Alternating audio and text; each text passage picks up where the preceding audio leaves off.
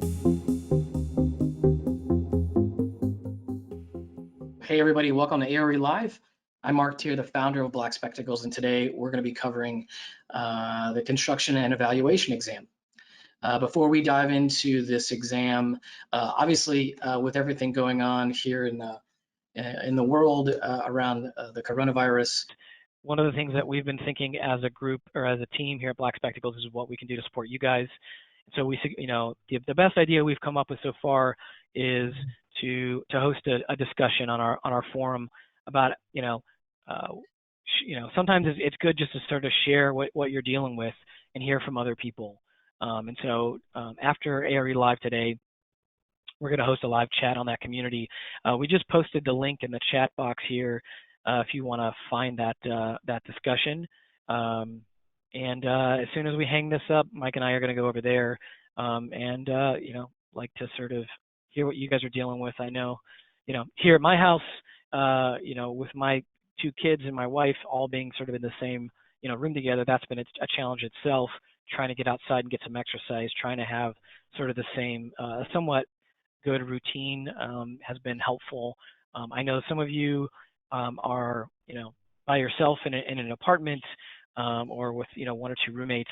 And so everyone sort of has a different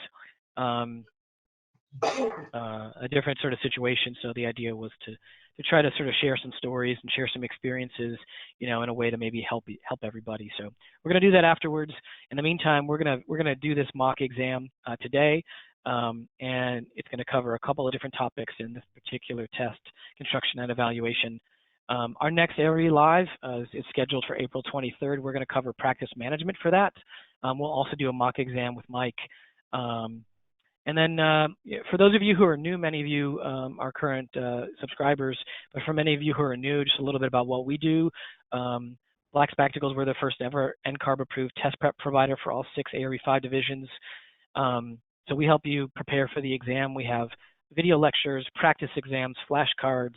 We're working on some new things. Of course, we have our community. We have an app now, an iOS and an Android app that allows offline access.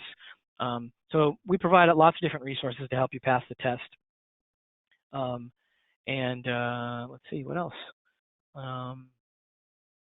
Yeah, one of the things we often do at this session is we offer a coupon code. So we'll be offering that like we normally do. And we shared a mock exam for all of you to complete in advance of this. And so we'll draw from that group 1 lucky winner. We'll send you a Black Spectacles t-shirt as we normally do. So to introduce Mike, for those of you who don't know Mike, he's a senior lecturer at the School of the Art Institute of Chicago, as well as a founder of Shed Studio. And he's our instructor for Black Spectacles online ARE exam prep lectures. Mike, it's a pleasure to have you today. We usually get to do this in person at our office at downtown Chicago. You and I are both doing this from home. So it's good to have you. Thanks for making some time for us today. You betcha. Glad to be here. Hopefully all is gonna be smooth sailing from here. Famous last words, but we'll get it right. And apologies about background sounds of furnaces kicking on, dogs barking, my wife talking on a conference call upstairs, all of that stuff. So we'll do our best here. So I'm just going to jump in then, if that's okay, Mark. Yeah, sounds great. Hit it. All right. So as Mark said, we're talking about construction and evaluation. So construction and evaluation, just a reminder for everybody, there's these 6 tests. The first 2 are practice management and project management. And then the next 4 are kind of sequential through a project. And in this particular situation, this is the 4th of those 4 in sequence. So this is really the sort of question about what's the architect's role during construction? What's the architect's role during the construction phase of the project? Maybe a little bit earlier than that, like kind of the bidding phase as well, kind of the discussions about how you're going to bid something, all the way through to choosing a bidder who becomes the general contractor, and then through the construction phase. So we're just going to sort of talk about a few different topics. Using some questions as a way to kind of get to a few issues. We'll try to kind of breeze through things pretty quickly, but one of the things to mention here is that I write these partly as, some of them are to mimic real questions, but some of them are really just a way to kind of get you to think about things in a certain way. So don't be freaked out if a question seems a little awkward or something. I probably did that in order to kind of make a point. So if you didn't get all the questions right, don't fret about it. It's not a great example of that. It's really a series of discussion tools. So let's dive right in, if that's okay. And we're going to go to our first one. So our first question is, our statement, I guess, is a performance bond is ... And then we have a couple of possible answers. A system for raising specific limited taxes for a specific governmental funded project. B, an insurance policy for an owner regarding whether the GC will fulfill their bid. C, a masonry system for high wind locations. D, a contractual add-in to incentivize finishing the schedule quickly. So the concept here is I'm sort of toying with you about the word bond, because, for example, C, masonry, bond fits to masonry. There's, the English bond, the running bond, the common bond, all those different ways of thinking about the pattern of masonry. But that's not what a performance bond is. So it's not C. And A, a system for raising specific limited taxes, that is actually another term for bond. People will talk about raising a bond for raising money for, say, putting in a high school or a library or government building or something. It is a form of tax. It's a sort of specific local tax system that has a limited time period, unlike a regular tax, which is something that goes on indefinitely. A bond is a tax that goes for a limited period of time to raise money for a specific project. So that's another use of the word bond, but that's not what a performance bond is. And then D, the contractual add-in to incentivize finishing the project quickly. There's a bunch of performance words that get used in parts of those contracts, where you can say, yes, if you get the project done by April, then there'll be an extra amount of money, or maybe there'll be a penalization if you don't get the project done by. So performance, that word gets used in contracts quite often. But in terms of the combination of performance and bond together, performance bond, the actual answer is B. It's an insurance policy for an owner regarding whether the GC will fulfill the bid. So it's kind of a weird thing. So bond in this case is actually talking about a surety, an underwriter, essentially an insurance company, who will stand up and say, yes, we believe that this GC will be able to fulfill their bid. So it's an insurance company saying that the GC is not likely to skedaddle in the middle of construction, because let's say you get 50% through construction, and then for whatever reason the GC is unable to fulfill the project. They go out of business, or somebody gets divorced and just gets weird and doesn't return calls, or whatever, and some weird thing goes wrong. If you're already 50% of the way through, you can imagine it would cost way more than the 50% left in order to get a new contractor to come in and finish up. And so the performance bond is sort of to cover the owner in that case, so that if something weird did happen, then the insurance company would pay that extra amount of money in order to mobilize a new contractor. And so it's kind of an interesting one, because it's technically an insurance for the owner, but it's actually about the GC. And so the GCs are the ones who are going to have the connections with the sureties, with the underwriters, because they need to be able to demonstrate and say, yes, we're not going to run away, we're not going to suddenly disappear, we're a going concern that's going to fulfill this project. And so they get to know their insurance companies, and therefore the insurance companies are willing to put a performance bond up for them for a reasonable price. So it's a kind of odd thing that essentially the GCs get the performance bond, but then the owners pay for it. And often, if the owners don't have a lot of cash sitting around, because usually you don't, usually you're getting a bank loan to fund the project. So what they'll do is the GCs will actually just put it right into the line items along with overhead and profit and all the different plumbers and electricians and all of that. That spreadsheet that has all of those pieces of information, often one of those lines will be performance bond. And so they'll actually secure the performance bond, but then the owner pays for it in the same way that they pay for everything else by it going through that monthly payout system. So performance bonds, very unusual idea of insurance, and it's kind of an interesting couple of words. It's an easy one because it's so specific and limited. It's an easy one to imagine getting a question about. So hopefully that made sense, and you did okay on that one. Let's jump to the next one. Okay, this is kind of a wordy one, but the project has become contentious. The owner and the GC are often at odds about quality and cost issues. Due to some unexpected changes required by the local health officials, 2 more hand washing sinks are required to be added into the commercial kitchen. The GC proposes a change order for $120,000. The architect says to the owner, wow, man, that seems like a lot of money for 2 sinks. From our research, maybe it should be closer to $10,000. So in that situation, it's clear that at least the architect thinks that the GC is just trying to jam the situation in order to get some extra money in. Maybe they lost money on some other part and they're trying to balance it out or something by making this change order sort of an exorbitant amount of money. After some negotiations, the GC says that they will not lower the cost on the change order. What should the architect do? So we have a couple different options here.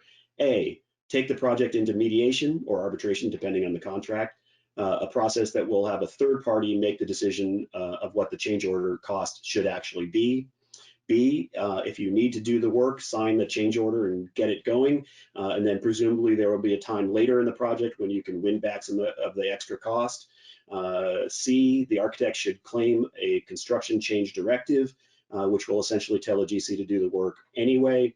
And then D, the architect should help the owner hire a new contractor to add the 2 sinks under a separate contract.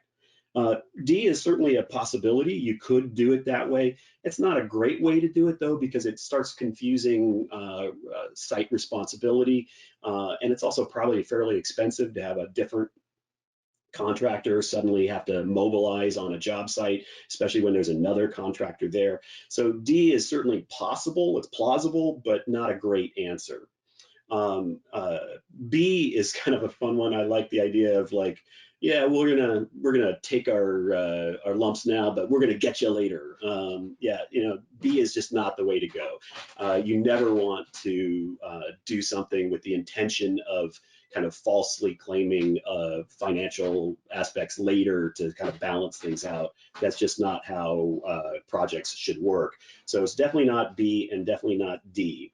And then A and C are kind of interesting. Let's take a look at A. Take the project into mediation, a process that will have the third party make the decision. Essentially, that is correct, but it's not the correct answer for the question. And the reason is that C is actually the correct answer here. See if I get that going.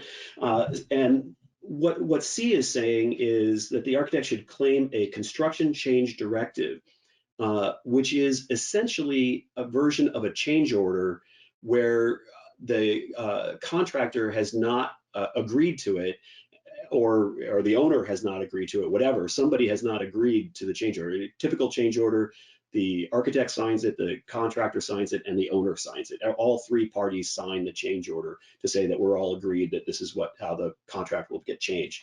A construction change directive is one that says, look, we understand that there's not an agreement on this, but we're saying go ahead anyway.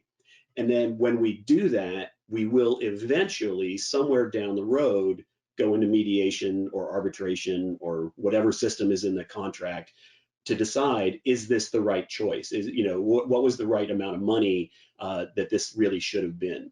And the reason that you do this concept, instead of A being the correct answer and C is the correct answer, is if you actually are in the middle of a project and you just say, all right, we're going to stop everything and we're going to go to mediation or to arbitration, Well, arbitration might take, 3 months to, line it all up, get the people involved, get the official paperwork done, go through the process. It might even take longer than that if it's a complicated situation. A couple sinks is probably pretty simple, but you can imagine situations which would be much more complicated. And so the idea that you're just going to stop a project, like what are all those subcontractors going to do? They're all going to go get other projects. And so once you're ready to start back up, it's going to take forever to pull all that team back onto the project. You just can't stop a project like that and expect it to go smoothly. And so the concept of the construction change directive is to say, look, we understand we're not in agreement, but we're going to keep pushing forward. We are going to go into mediation or arbitration or whatever it is, but we're going to do that afterwards, and knowing that we're all in agreement that whatever that comes through is the answer. So if you go into arbitration or mediation or whatever, and the arbitrators say, yeah, like you just didn't understand, it is actually, a reasonable cost of 120,000. Well, then the owner is going to have to pay that 120,000. But if the arbitrators say, look, GC, you were just, pushing for money. This is not reasonable. Maybe it's not $10,000, but maybe it's, 20,000 or something. Well, then that would be the number. So it's a way of just putting off that arbitration or mediation or litigation process down the road, but getting to the actual work so that you can actually keep the flow of a project going forward. That's a definite good one to kind of have in the background of your mind, because change orders are absolutely something that will likely show up not only on this exam, but also on the project management exam and some of those others. But change orders absolutely going to show up. And this is a way of sort of making a more unusual question about change orders. It's quite likely to get something about a construction change directive. All right, let's move on. That's a good one, Mike. Hey, one note for everybody here. It sounds like it sounds like some of you got the mock exam from when we did a construction and evaluation mock exam in 2019. Those of you who clicked that link that was in our sort of autoresponder email that you got, and if you're wondering, boy, these questions don't look like the ones that I answered, that's because that's from last year's C&E ARI Live. Many of you in separate emails got the correct one. We see a lot of you have answered that. So one of the things we're doing right now is we're posting a link to last year's ARE Live on this specific topic. And that ARE Live, which we've already recorded last year, it relates to the questions we asked last year.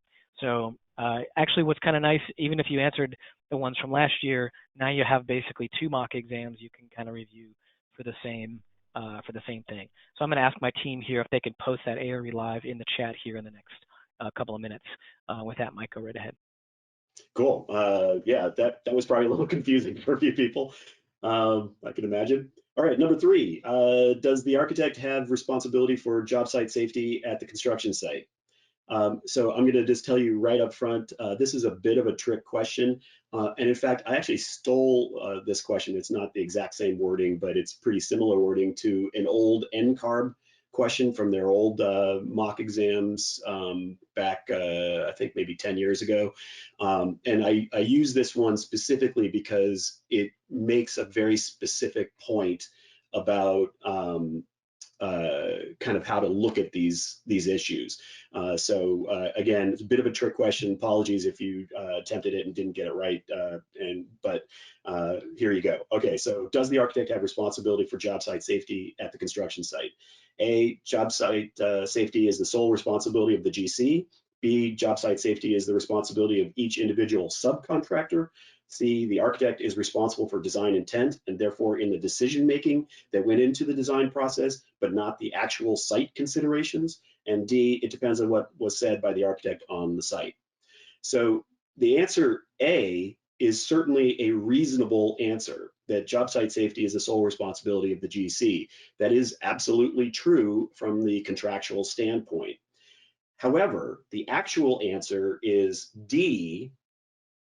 And the reason that D is the correct answer is because if you, as the architect, walk onto a job site for one of the job site meetings, for maybe a payout meeting or something, and you walk around and you look at something and you say, wow, this really should have a safety railing here during the construction.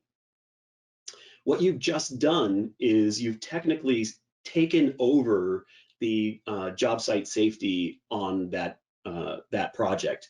And that not only if somebody falls off of that ledge because there wasn't a safety rail, not only would you be sort of taking that as a responsibility, but the sheer fact that you asked, that you said that, and that you then took over, even though it doesn't seem like you're taking over, you actually technically are taking over the job site safety. Even if something happens, say 2 months later in a different location, it would be plausible that a GC could say, look, yeah, this thing happened, this dangerous moment happened, but it's not our fault because a few months ago, the architect essentially took over job site safety when they were talking about this thing. So it's really their issue, and their insurance company should pay for this, not our issue and our insurance company. Now, that sounds sort of ridiculous that just by making one comment, that can happen, but it's actually quite true. There's a number of really famous case law examples where that was the case. Litigation is complicated, and you never quite know what's going to happen in terms of how a judge or a jury or somebody, arbitrators or mediators, are going to hear that information. And it may be that one of those things where a judge just says, oh, look, some intern for the architect's office was walking around a job site and said something that wasn't quite right. Really, you're going to, assign all of the job site safety to them because of that? Like, that's just absurd. And they won't necessarily take that as a sort of litigation response. But there are examples of where architects have unknowingly taken on that responsibility by just making a few comments.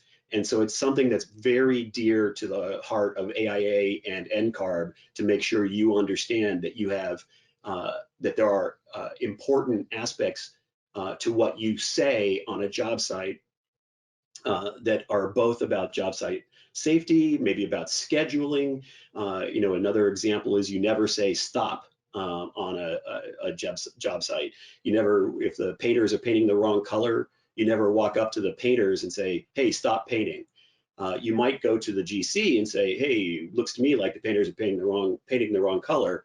What's going on? And then it's up to the GC to tell the painters to stop.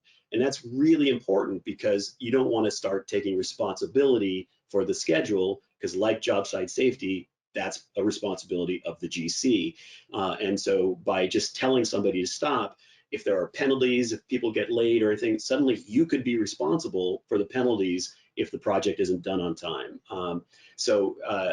This is an important concept, that there are things that you should and should not say. Now, this does not mean, because the world is complicated, and there are going to be times when you're going to be on a job site and you're going to think, wow, somebody should really say something about this. You just have to be careful about how you say it, and you have to think about who you're saying it to. Like I said, AIA and NCARB both feel very strongly about this issue. It's an important sort of contractual aspect of things, especially during the construction phase of a project. So you want to really take to heart that this concept that they built into this question that I stole, which is, yeah, there are rules, but you can mess up those rules if you are accidentally saying the wrong things. So, bit of a trick question there, but hopefully that makes sense.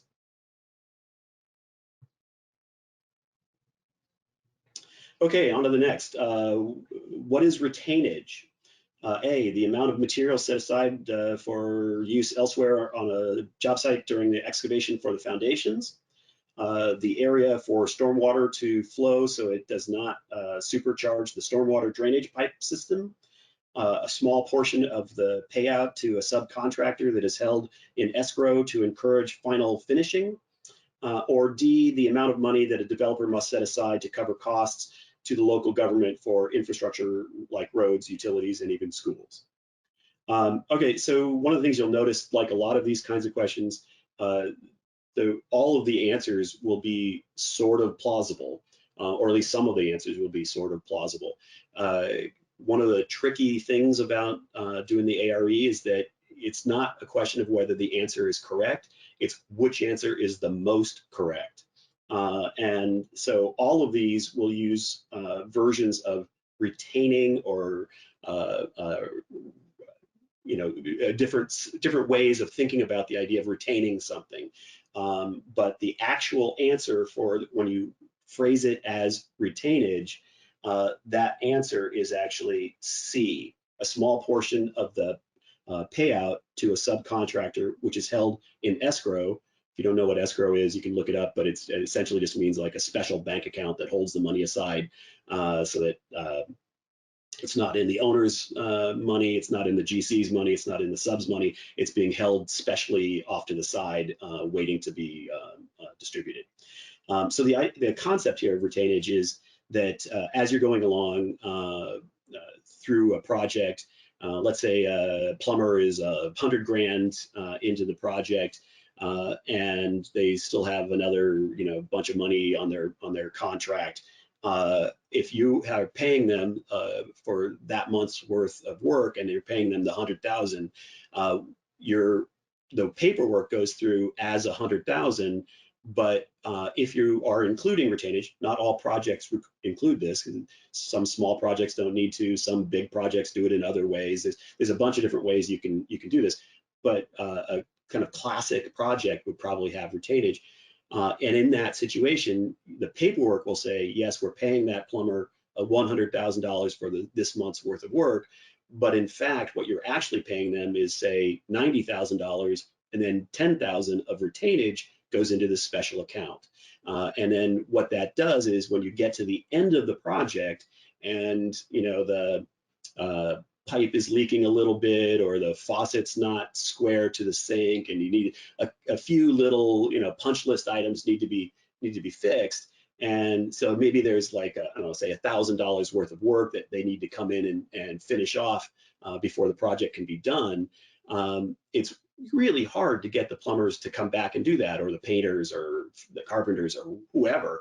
And it's not because they're bad people or they're mean-spirited or anything. They've just moved on to other projects. It's very hard to prioritize when you've got a brand new project and you're kind of rolling away on that one. It's very hard to prioritize to come back and do some like little fix-it stuff at the end. But if you have $1,000 of work to do, and of your $200,000 contract, you've got 20 grand sitting in this escrow account just waiting for you to do that $1,000 worth of work, well, that's a big incentive for you to come in and get that work done. So the retainage is just a way to kind of encourage everybody to finish the work, and then they'll get the final payout at the end.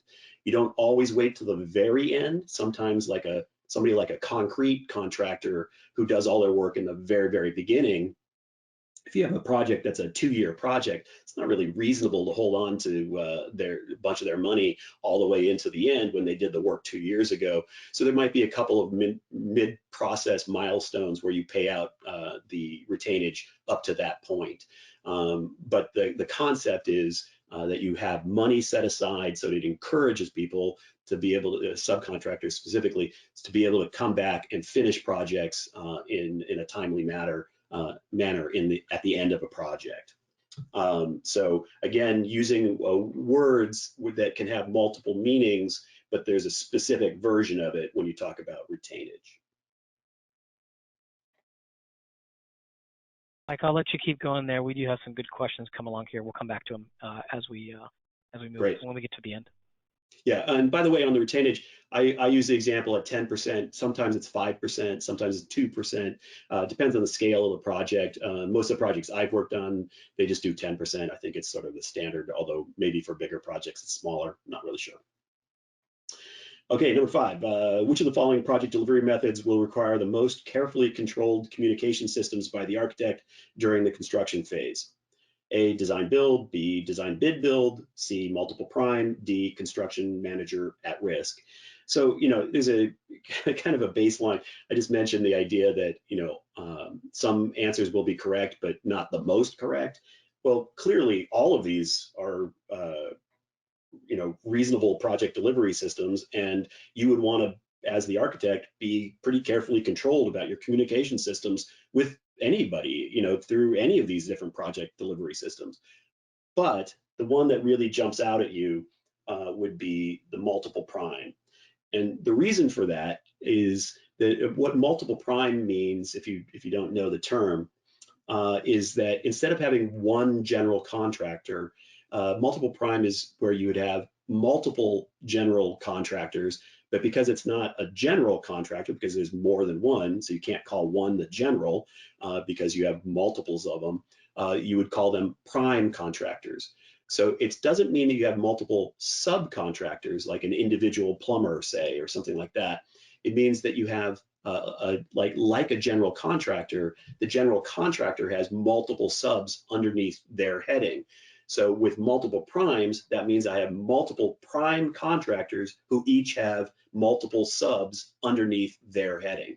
So an example of this might be a university doing a laboratory building, and maybe the shell and core of the building is done by one prime contractor, and the interior lab portion is done by a specialist that knows more about that kind of thing, and they have their own subs, and that's done by a separate prime contractor. Another example might be that you want to really work with one GC, but they're just not big enough to be able to do a whole project. And so you hire a couple of them. And so maybe one does, one building on a campus and another one does another building on a campus, but it's all part of one project. So you would have a contract that would be a multiple prime contract. So the reason that that's the answer in this situation is you can very quickly, once you start thinking about it, you can very quickly come up with all sorts of scenarios where, like that first example of the university building for a lab building, the shell and core versus the interiors of the lab. Well, where does the shell end and the interior start? And if you're not super careful about who's doing what, you can very quickly get into a situation where right in the middle of construction, there's one contractor saying, well, hey, the drywall is part of the interior of the construction. That's, we're doing the shell, we're not doing the drywall. And then the interior people are saying, well, what are you talking about? The shell includes the whole wall assembly, and that would be from the outside brick all the way into the drywall. We didn't include it in our bid. We're just doing the paint on and all the furnishings and everything on the inside for the lab. So you can imagine lots of examples like that where there's this slippage of when you have multiple contractors of who's doing what. Now, in a typical GC situation, you might have that kind of slippage between different subs, but then that's up to the GC to figure out. Like, they have to make sure that each of their subs is, that everything is taken care of in the whole thing, and that's their issue. But now when you have multiple primes, that's no longer in their, it's now part of your communication system and the ownership, how they are communicating with the multiple primes as well. So this is one of those examples where the specific aspects of what a multiple prime is, like the first thing you should think about when you see multiple contractors on a project is, oh my God, how are we going to make this work in terms of a communication system? Like, do we have to have multiple drawing sets, one for each? Do we have to have meetings with both sets of contractors at regular intervals? Like, what's the communication system going to be in order to make this what would be otherwise pretty complicated situation as simple as possible, where everybody actually knows what is in their responsibilities? So multiple prime C. All right, you had questions for me?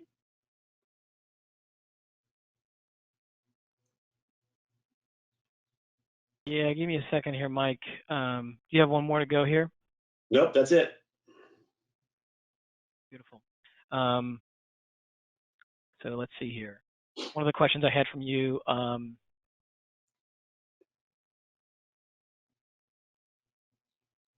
me 1 second here, Mike. I'm trying to pick one out here.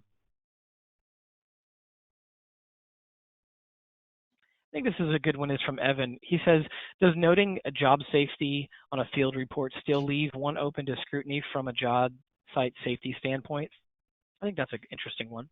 That's a really, really good question. Great question. The answer is kind of like the way the example question here is. It depends on how you worded it. It's completely reasonable for you to have opinions and to be informing the ownership of what's going on a job site. And that is totally expected and, in fact, what you should be doing. However, what you shouldn't be doing is saying in that write-up, you should do X. Like you should put, a safety rail up, or you should not start that part of the process, excavating over there until you're done with this part of the process. You can't be in a position where you're telling the GC how to operate. You can be saying something. I'd want to think more carefully about how to actually word this, but it's reasonable to say there are job site safety considerations, regarding these kinds of issues, where you're just noting them, but you're not telling somebody what to do. So yeah, it's a great question. Remember, your role as part of the architecture team is about design intent, right? So you're there to have ideas and to make those ideas clear. Those ideas have to do with code compliance, have to do with meeting budgets, that has to do with meeting the program, all of those things. And then it's contractors to take those kind of decisions there are, decisions of materials the building should be made out of, those decisions that you've made, and now they make it manifest. So they have the responsibility for physically making that thing. So the schedule, the process, what happens first, what happens second, the safety, and all those kinds of things that go on there. That's their job, and you just don't want to be telling them their job. It's okay, though, in fact, encouraged for you to be helping the process. So noting, potential issues is not a bad thing. You just can't tell the GC what to do in that case, because by doing that, you've then taken that responsibility. Great question. I wish I had put that in as part of the question. Mike, one of the questions going back to construction change directive was from Claire. She said, I thought that the construction change directive shouldn't affect any cost of the work. Can you comment about that? It can be for schedule, it can be for cost, it can be for a whole bunch of different things. The ones that I've been involved in did include cost. So my understanding is that it does in fact include cost. I'll check that out to make sure I'm right about that. But I've actually been through it before, and when we did it, it was about cost. Got it. Let's see if there's another good one here. Yeah, this is an interesting one. What happens if the architect? This is from Claudia. What happens if the architect during a site visit witnesses an accident? What should the architect do? Run away? No, not about that. Run. That's an interesting thing. You have a very sort of intriguing role in that case, in that you have a special standing in the sort of various contractual relationships. So you being a witness to an accident is potentially quite meaningful. Remember that as an architect, you have responsibilities beyond what a normal person has. I know that sounds a little odd, but as a professional, you are there to look out for the health, safety, and welfare of the public. And so that means that, some random person walking by who sees something doesn't have the same level of responsibility as the architect would in that case, because you as a professional automatically, by sheer fact that you're a professional, have pledged to protect the health, safety, and welfare of the public. But having said all of that, frankly, it really probably doesn't matter that much, because if there's an accident, the accident will play out the way that any accident would, which is, somebody will be informed if ambulance has to be called, it's one thing, or if something just gets damaged, it's another thing. That the GC will have to then go through the normal process of saying, yes, here's a problem, and this is what happened, and by happenstance, the architect was there and they saw it happen. But really, that's all for them to work out. It's just that because you are an architect and in that situation, you may have some special responsibility in terms of helping write up what happened on the accident or explaining the accident to the owner, because part of your job is to keep the owner informed about what's going on the job site. So it's an interesting question, but it would really depend on the specificities of what the accident was, about whether the architect would really even get involved at all regarding it. All right, well, thank you, Mike. I think that's a good spot to land it. As I mentioned to you guys, as soon as I have a couple things to say here, and then we're going to hop over to the community. We've posted this link in the chat box about how folks are, let's say, accommodating or dealing with the sort of this new situation of most of us working from home and kind of being confined. So we're gonna do that as soon as we finish here.